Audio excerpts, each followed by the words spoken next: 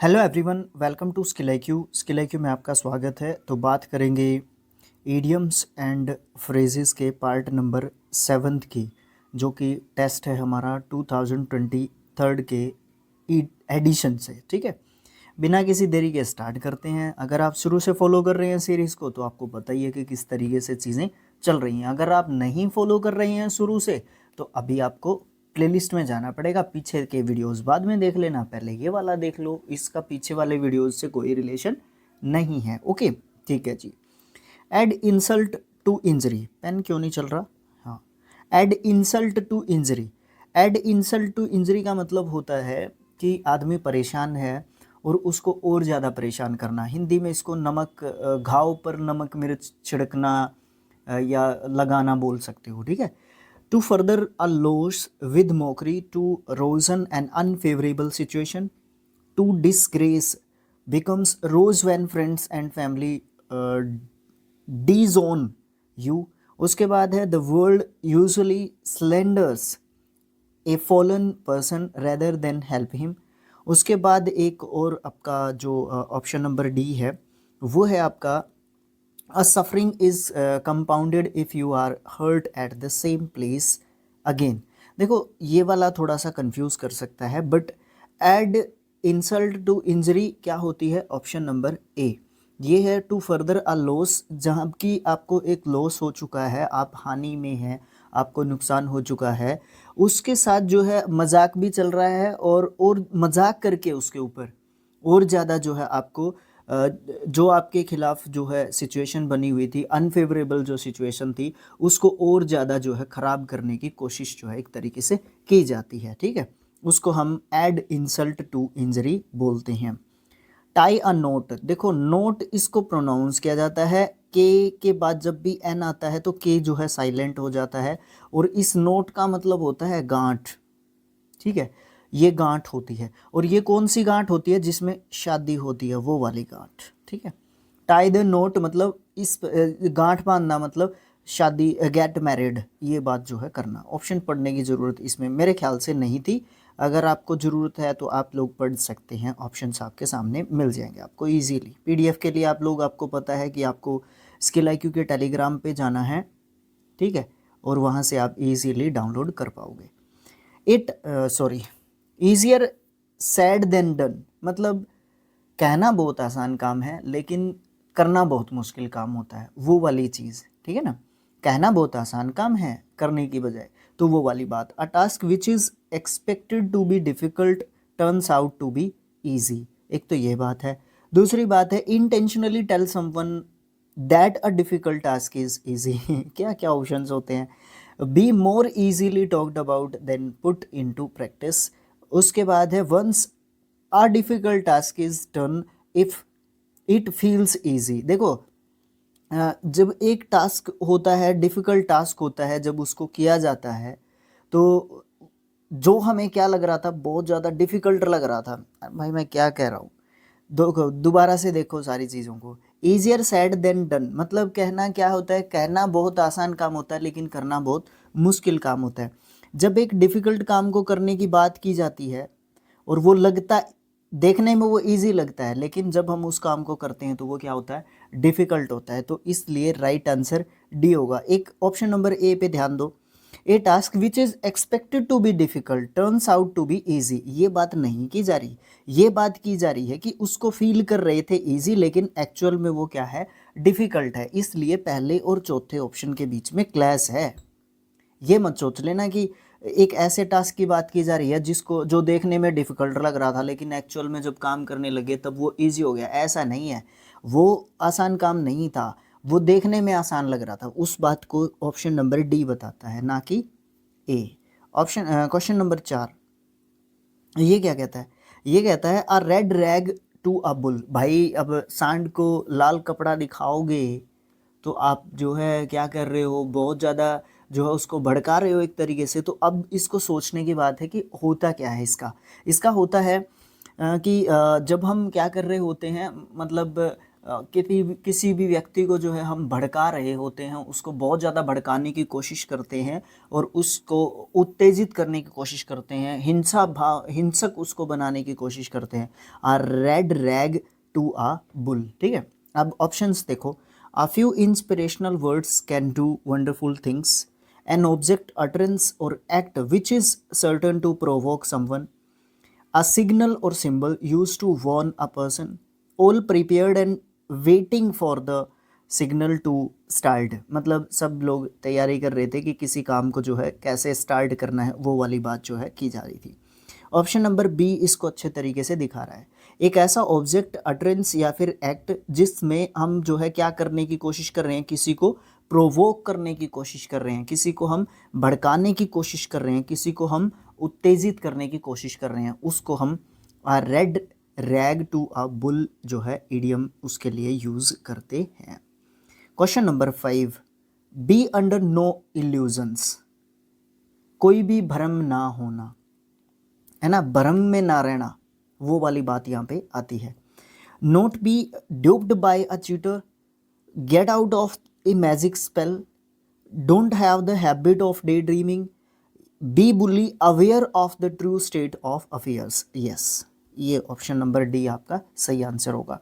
आप जो है बी फुल्ली अवेयर, आप जो है पूरे तरीके से सतर्क रहें, किससे, जो भी सच्ची जो चीज़ है, सही जो चीज़ है, किसी भी काम को लेकर, किसी भी अफेयर को लेकर, किसी अफेयर मीन्स यहाँ पे काम होगा कोई ना कोई, ठीक है, मतलब कोई भी काम हो, कोई भी सिचुएशन हो, उसमें आपको अवेयर रहना है।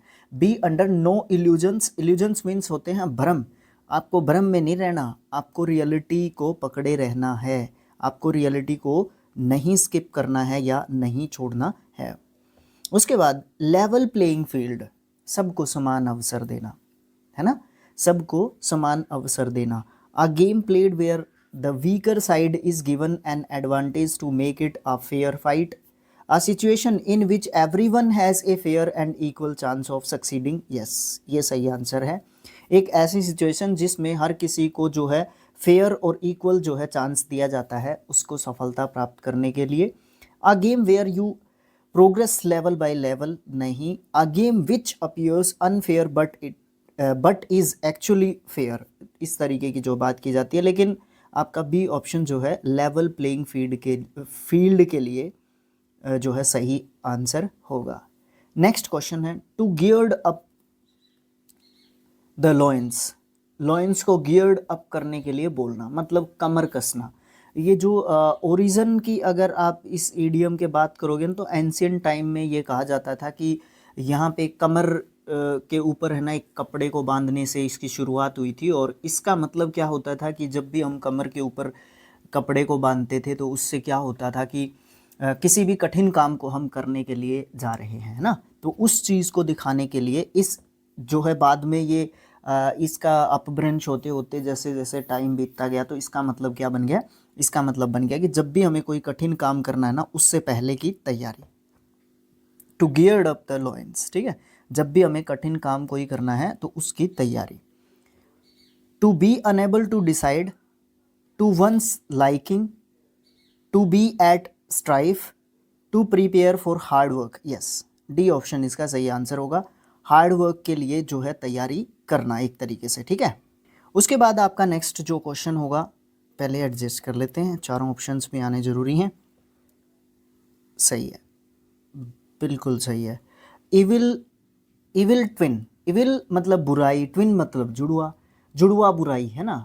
मतलब क्या है कि एक ऐसी चीज़, मान लो ए पर्सन है जो बहुत गंदा है, बहुत बुरा है, और बी पर्सन भी उसी तरीके का बनने की कोशिश कर रहा है या उसी तरीके का है, तो ये इविल ट्विन्स हैं, ठीक है। इस चीज़ को दिखाना, बुराई का प्रतीक आप इसका मतलब बोल सकते हो, ठीक है, प्रतिरूप या प्रतीक जो है बोल सकते हो, या एक बहुत बुरी चीज़।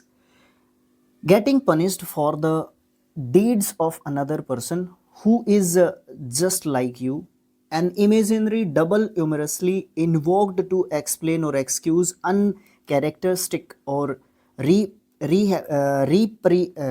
reprehensible behavior. When two people are alike, then one will be good and the other evil, नहीं ऐसा नहीं है, ये तो बिल्कुल भी नहीं होगा। To show behaviour which randomly switches between good and evil, ये भी नहीं होगा। मतलब दो एक जैसे, इविल जो है ना पर्सन, उसकी बात की जा रही है, तो यहाँ पे आपका क्या होगा, तो दो ऑप्शन सी एंड डी तो कट हो गए। Getting punished for deeds of another person, ये भी नहीं होगा, तो ऑप्शन नंबर बी यहाँ पे बच गया। ठीक है, ये इस तरीके से भी आप जो है ऑप्शंस को मैं बहुत बार आपको बोलता हूँ, जब भी टेस्ट्स जब हम करते हैं तो मैं आपको बोलता हूँ कि आप जो है ना ऑप्शंस को काटना जो है सीखेंगे ना, तो वो एक बेहतर तरीका है जिससे हम अच्छा परफॉर्म कर सकते हैं अपने एग्ज़ाम्स में। ठीक है, ओके। एक ऐसी इमेजिनरी जो होती है, एक ऐसी सोच हमारी हो सकती है जो डबल माइंडेड है, जो हमें इवोक करती है, जो सच नहीं है या जो अच्छा बिहेवियर नहीं है, जो अच्छी जो है विशेषताएं नहीं है, जो गंदे बिहेवियर के लिए व्यवहार के लिए, बुरे व्यवहार के लिए हमें इवोक करती है या प्रोवोक करती है एक तरीके से, वो वाली चीज़, और वो इमेजिनरी है, काल्पनिक है ना। इविल ट्विन जो है उसको आप बोल सकते हो। Be in the red, be in the red क्या होता है? Be in the red options में से देखते हैं क्या होता है। ठीक है, be the top performer, to be in a loss और डेप्ट, be in the list of people who are never invited. पता नहीं कैसे ऑप्शंस दे देते हैं एग्जाम्स में, ऐसे ऑप्शंस नहीं आते ऑनेस्टली। इस तरीके के ऑप्शंस एग्जाम्स में बहुत कम मैंने देखे हैं। B in the bad books of a person, ये तो वैसे ही नहीं हो सकता। ठीक है, ये भी नहीं हो सकता। ठीक है, बी द टॉप परफॉर्मर, ये भी नहीं हो सकता। तो इसका मतलब क्या है? To be in a loss और डेप्ट, आप जो है नुकसान में हो या फिर आप जो है लॉस में हो, उसको हम क्या बोलते हैं? B in the red.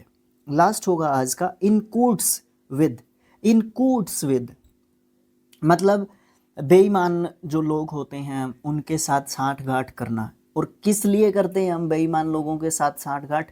ताकि अपना काम निकल जाए, भाड़ में जाए जनता, अपना काम बनता। That is in cahoots with.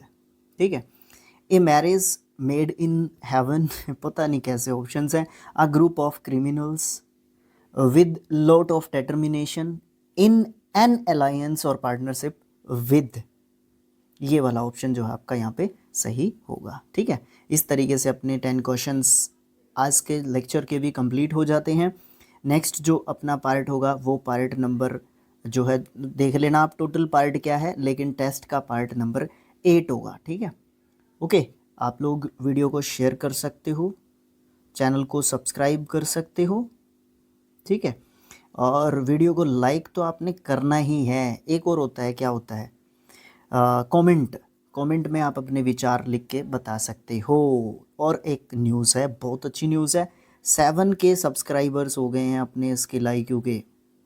ठीक है, अपने स्किल IQ के 7K सब्सक्राइबर्स हो चुके हैं। थैंक यू सो मच, आप लोगों का ये सपोर्ट है, इसके कारण ही हम लोग दोबारा से फील्ड में उतरे हैं। नहीं तो भाई साहब कोई मतलब मज़ा ही नहीं आ रहा था या चीज़ें अच्छी नहीं चल रही थी, तो हम लोगों ने होप छोड़ दिया था एक। तो बहुत अच्छा लग रहा है, और 7K हो गए हैं। हम 11K पे पहुंच चुके थे, नहीं 10K पे पहुंच चुके, 11K पे थे भाई, 11K पे, हमें 10K पे पहले जाना है। अभी नेक्स्ट जो अपना स्टेप है ना, 7K हो चुका है, अब नेक्स्ट अपना स्टेप जो रहेगा 8K रहेगा। देखो मैं पोस्ट करता रहता हूँ, अब जैसे 7.1K होंगे तब भी मैं पोस्ट करूँगा, 7.2K होंगे तब भी मैं पोस्ट करूँगा, 7.9K होंगे तब भी मैं पोस्ट करूँगा, और फिर 8K पे करेंगे हम लोग पोस्ट। तो हर 100 सब्सक्राइबर्स पे भी मैं पोस्ट करता रहता हूँ, जब तक हमारे 10K नहीं होंगे। जब 10K हो जाएंगे तो हम फिर 11K पे पोस्ट करेंगे, फिर 12K पे पोस्ट करेंगे, फिर ऐसे पोस्ट करेंगे 100 सब्सक्राइबर्स पे। 10K तक जो है हम 100 सब्सक्राइबर्स जैसे ही बढ़ते हैं तब पोस्ट करते हैं। यहाँ पे जो है आपके 1000 पे करेंगे एक्चुअली। ठीक है, 1000 पे। ठीक है, okay, thanks for watching, thank you so much. Next part में मिलेंगे। Okay, thank you so